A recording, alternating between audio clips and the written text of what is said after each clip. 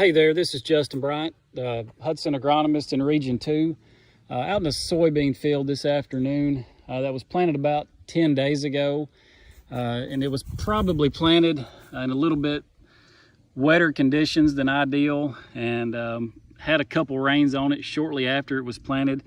So we've got pretty uneven emergence here, so just want to do a quick video to kind of show the progression of how a soybean plant emerges, and then a kind of a common problem that we see when beans are planted in less than ideal conditions.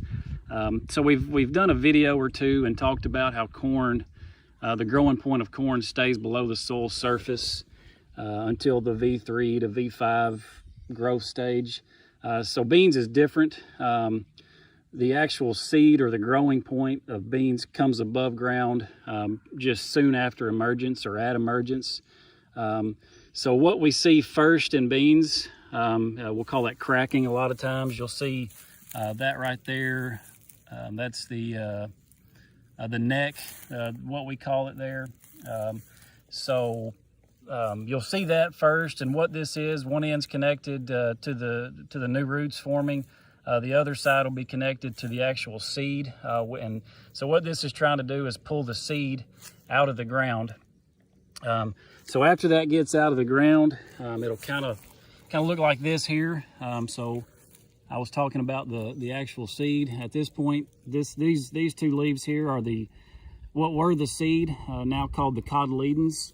And this is one that's just a little bit further advanced. You see the unifoliate leaves starting to come out here on this one, and these are the actual unifoliate leaves already unrolled there. So from this point forward, and you can see it a little bit on this plant here, these leaves right in here are going to be the first trifoliate leaves.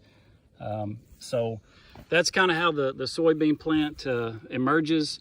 So I mentioned a common problem that we see in beans when they're planted in less than ideal conditions, wet conditions and no-till, or if we get a rain shortly after they're planted, no-till.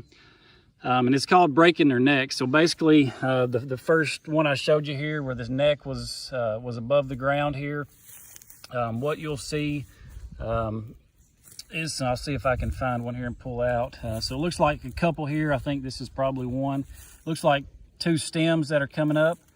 One of them probably has, that's the actual, that one broke off there. Right here's maybe one. Yeah, there's one. You can see, look like two stems coming up.